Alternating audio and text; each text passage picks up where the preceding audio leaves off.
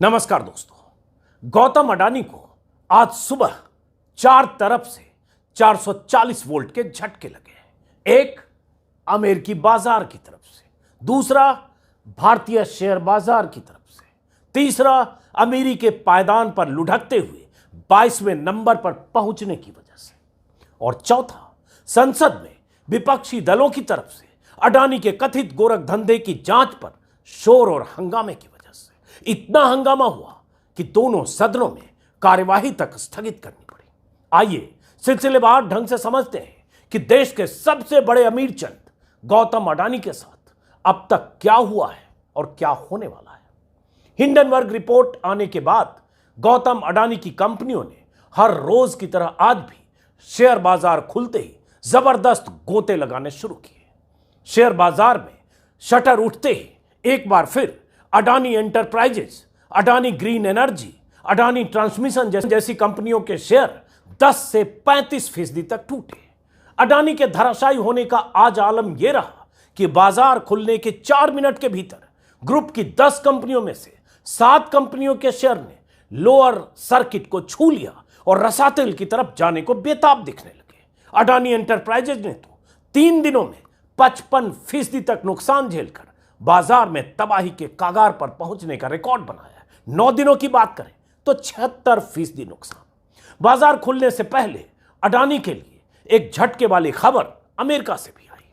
अमेरिकी शेयर बाजार से अडानी एंटरप्राइजेज को हटाने का ऐलान कर दिया गया। S&P डाउ जोन्स की तरफ से चंद लाइनों की प्रेस विज्ञप्ति में कहा गया कि अडानी ग्रुप पर स्टॉक में हेराफेरी और अकाउंटिंग फ्रॉड के आरोपों के बाद, मीडिया और स्टेक होल्डर एनालिसिस के बाद यह फैसला किया गया है कि 7 फरवरी से अडानी एंटरप्राइजेज डाउ जोन्स के इंडेक्स से बाहर हो जाएगा।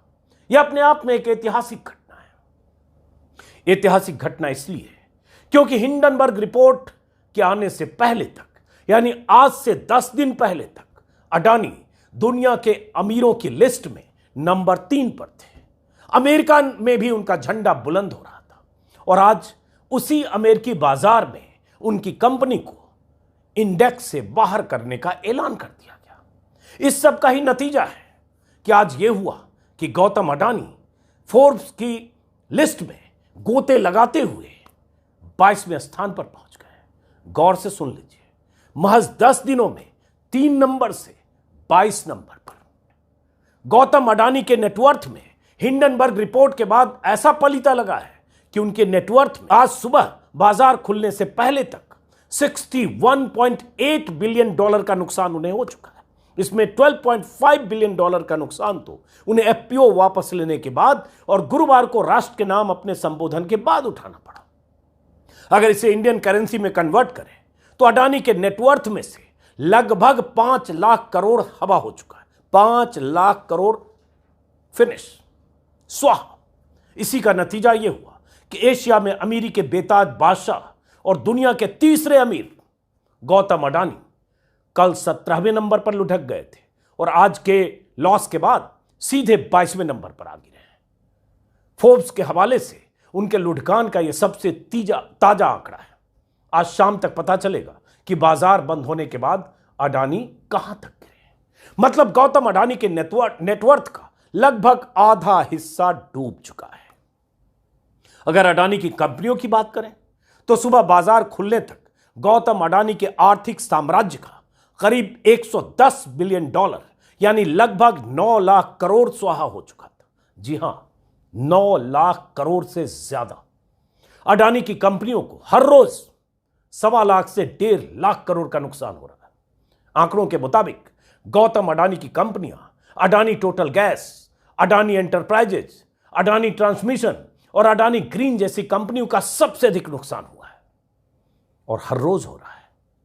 अगर 9 दिनों का हिसाब देखें तो इन कंपनियों के शेयर 24 जनवरी के बाद से 44% से लेकर 56% तक लुट गए। इसमें आज का आंकड़ा शामिल नहीं है।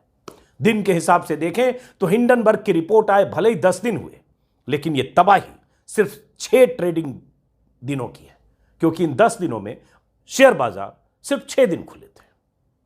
अगर अडानी की संपत्ति में इतनी भयंकर गिरावट हो रही है या अडानी की कंपनियां हर रोज लोअर सर्किट से टकराकर अपना माथा फोड़ रही हैं, तो पैसा सिर्फ गौतम अडानी, उनके भाई, उनके बेटे, उनके परिवार का नहीं सुहा हो रहा है।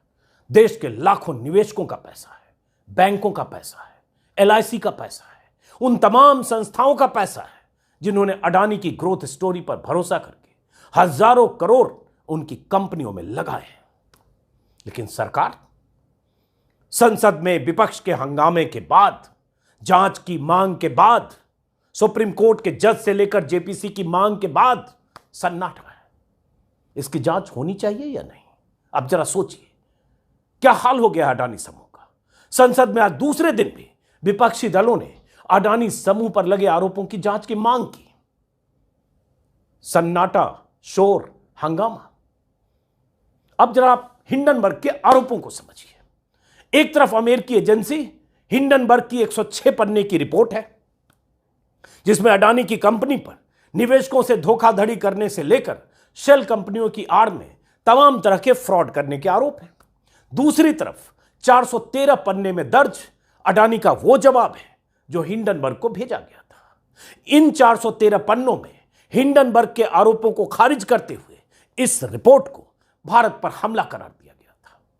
हिंडनबर्ग की यह रिपोर्ट 24 जनवरी को दुनिया के सामने आई, जिसके सार्वजनिक होने से पहले तक यानी 23 जनवरी तक गौतम अडानी दुनिया के तीसरे सबसे बड़े अमीर और एशिया के सबसे बड़े अमीर थे।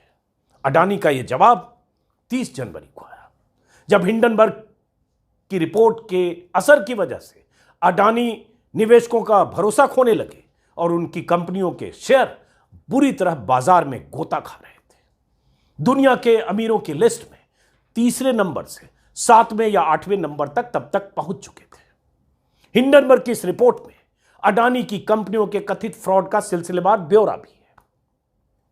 गौतम अडानी के भाई विनोद अडानी के नाम पर मॉरिशस में 38 सेल कंपनियों का जिक्र भी है और अडानी परिवार की तरफ से कई और टैक्स हेवन देशों में शेल कंपनियां बनाकर अपने ही पैसे को अपनी ही कंपनी में लगाकर हेराफेरी के आरोप भी हैं। अडानी के इस जवाब में आरोपों का सिलसिलेवार जवाब देने की बजाय हिंडनबर्ग के रिपोर्ट को सिरे से खारिज करते हुए इसे भारत पर हमला बताया गया है। कानूनी नतीजे भुगतने की धमकी दी गई है। इसका भी जवाब हिंडनबर्ग ने यह कहकर दिया, जो करना है कर लो, हमें उसकी परवाह नहीं है। साथ में यह भी कहा कि धोखाधड़ी को राष्ट्रवाद की आड़ में अडानी ग्रुप छिपा नहीं सकता। यह भी चुनौती दी कि मुकदमा करना है तो अमेरिका में भी करो। अब सवाल यह उठता है कि हिंडनबर्ग की रिपोर्ट में अडानी पर लगाए गए आरोप अगर गंभीर हैं तो जांच होनी चाहिए। आरोप सही है या गलत, अडानी ने अपने बचाव में 413 पन्नों में जो कहा है वो सिर्फ लीपापोती है या सही में उनके खिलाफ कोई बड़ी अंतर्राष्ट्रीय साजिश की गई है। हकीकत इन दोनों फाइलों के बीच कहीं है। इसका पता कैसे चलेगा? जांच से। और जांच कौन कराएगा? भारत सरकार कराएगी। सेबी की जिम्मेदारी है, क्योंकि नियामक संस्था सेबी है। सेबी कहां है? सेबी के रहते यह सब हो रहा है तो फिर जांच तो होनी चाहिए। यही मांग विपक्ष कर रहा है, यही मांग वो तमाम लोग कर रहे हैं जिन्हें लग रहा है कि अडानी की कंपनियों में भारी लोचा है, भारी हेराफेरी है। एक बार फिर से हिंडनबर्ग की रिपोर्ट में कुछ आंकड़े हैं, उस पर लौटते हैं। हिंडनबर्ग रिपोर्ट में ब्लूमबर्ग के हवाले से अडानी की कंपनियों की ग्रोथ स्टोरी का एक आंकड़ा दिया गया है। हिंडनबर्ग का आरोप है कि बीते 3 सालों में अडानी की 7 लिस्टेड कंपनियों के शेयर में रहस्यमय ढंग से उछाल आया है। हिंडनबर्ग का दावा है कि अडानी ग्रुप की ये 7 कंपनियां 85% तक ओवरवैल्यूड है, 85% ओवरवैल्यूड। ये 24 तारीख को जानकारी आ गई थी। अब इस आंकड़े को ग्राफिक्स के जरिए आप देखिए और इसी पर सवाल उठ रहे हैं। अब यह आंकड़ा क्या है? स्क्रीन पर आप देख पा रहे हैं। अब इस आंकड़े में पहले साल का ग्रोथ और तीसरे साल का ग्रोथ दिखाया गया। जैसे अडानी एंटरप्राइजेज पहले साल 101% का ग्रोथ हुआ, लेकिन 3 साल में 1398%, 1398% का ग्रोथ हुआ। अडानी ट्रांसमिशन पहले साल में 36% का ग्रोथ हुआ, लेकिन 3 साल में 7 to 9% का ग्रोथ हुआ। 3 साल में ग्रोथ मतलब शेयर बिका, इतना उछाल आया शेयर में। वैसे ही अडानी टोटल गैस, पहले साल में स्टॉक के जरिए गेन हुआ 118%, लेकिन 3 साल में कुल 21 मतलब 2121% का गेन हुआ शेयर में। अब समझिए कितना गुना शेयर अडानी का 3 सालों में बढ़ा। यही जिक्र करते हुए कुछ आंकड़े, हालांकि ब्लूमबर्ग के हवाले से, इसी में अडानी पावर पहले साल 1 साल में स्टॉक गेन हुआ 167%, लेकिन 3 साल में 332%। यही हिंडनबर्ग इन आंकड़ों के जरिए कुछ सवाल उठा रहा है। सवाल क्या है? अडानी की अमीरी की मीनार बीते 3 सालों में इन्हीं कंपनियों के शेयर में 500, 700, 1000, 1300 या 2400, ये माफ करिए 2100 गुना उछाल से बनी है। इस उछाल के पीछे हिंडनबर्ग की कई कंस्पिरेसी थ्योरी का हिंडनबर्ग ने हवाला दिया है। हिंडनबर्ग ने कहा है कि अडानी के नेटवर्थ में बीते 2.5 सालों में 13 गुना की बढ़ोतरी हुई है। 3 साल में कंपनियों के शेयर 819 गुना बढ़े हैं। हिंडनबर्ग के मुताबिक इसके पीछे बड़ी वजह तमाम तरह की धोखाधड़ी और स्टॉक मैनिपुलेशन है। हालांकि हिंडनबर्ग के इन सभी आरोपों को अडानी ग्रुप ने खारिज किया है, और जो मैंने शुरू में बताया कि 413 पन्नों के जवाब में बहुत कुछ लिखा भी है, लेकिन फिर भी हिंडनबर्ग का कहना है 88 सवाल में से ज्यादातर सवालों के जवाब नहीं है, बल्कि राष्ट्रवाद की आड़ में लीपापोती करके जवाब दिया अडानी ने। बाजार ने भी अडानी के जवाब पर भरोसा किया होता तो मात्र 6 दिनों की ट्रेडिंग में अडानी की कंपनियों में सुनामी नहीं आई होती। आज 7वां दिन है। सुबह 35% स्टॉक नीचे गया था, अभी रिकॉर्ड कर रहा हूं तब 20-22% है। निवेशकों ने भी तिरंगे के सामने खड़े होकर कंपनी के सीएफओ ने जो बातें की उस पर भरोसा नहीं किया। नहीं एफपीओ वापस लेने को लेकर नैतिकता वाला जो फैसला घोषित किया गया, और इस तरह से अडानी की कंपनी ने 4 मिनट का वीडियो संदेश जारी किया, न इस पर भरोसा किया। कोई तो वजह है कि बाजार और निवेशक अडानी से दूर भाग रहे हैं, धनाधन शेयर बेच रहे हैं। अब सवाल तो वही है कि पता कैसे चलेगा कि मामला क्या है। इस बीच हुआ यह है कि आरबीआई ने बैंकों से ब्यौरा मांगा है कि किस बैंक में कितना एक्सपोजर है अडानी की कंपनियों का। सेबी की तरफ से भी कहा जा रहा है कि कुछ आंतरिक जांच की बात की जा रही है, लेकिन अभी सरफेस पर कुछ जानकारी नहीं है।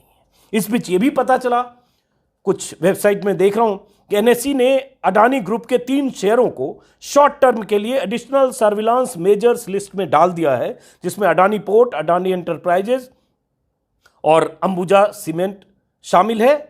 और यह एक तरीका है जिसके जरिए मार्केट के रेगुलेटर सेबी और मार्केट एक्सचेंज बीएसई एनएसई पर नजर रखते हैं। इसका लक्ष्य निवेशकों की हितों की रक्षा करना होता है, और किसी शेयर में बहुत ज्यादा उतार चढ़ाव होने पे इस तरह से यह जांच की जाती है। अब सवाल उठता है इस बीच विपक्ष का हंगामा, जैसे आज हुआ, विपक्ष ने दोनों सदनों में हंगामा किया, मांग की, और यह मांग वाजिब है। जांच इसलिए होनी चाहिए, जो बार बार मैंने कल के वीडियो में भी बताया है कि यह पैसा निवेशकों का है। अडानी का जब एम्पायर खड़ा हुआ, उनका जब ग्रोथ हुआ, बीते 8 सालों की ग्रोथ पर बहुत बार बात हो चुकी है, और जब ग्रोथ आसमान की तरफ था तो निवेशकों को पैसे के बदले पैसा बन रहा था। लेकिन आज अगर रसातल में जा रहा है तो नुकसान हो रहा है, और उसमें बैंक भी है, एलआईसी भी है, बाकी संस्थाएं भी है। तो जांच तो होनी चाहिए। आज विपक्ष के नेताओं ने कई तरह के संगीन आरोप लगाए सरकार पर। यह आरोप लगाया सरकार बचाव कर रही है, चुप है, भाग क्यों रही है जांच से। यह भी हुआ कि कांग्रेस प्रेसिडेंट मल्लिकार्जुन खड़गे ने विपक्ष के पार्टियों की मीटिंग बुलाई, जिसमें कांग्रेस, टीएमसी, आम आदमी party, Sapa, DMK, Janata Dal, left समेत 13 पार्टियां इसमें शामिल थी।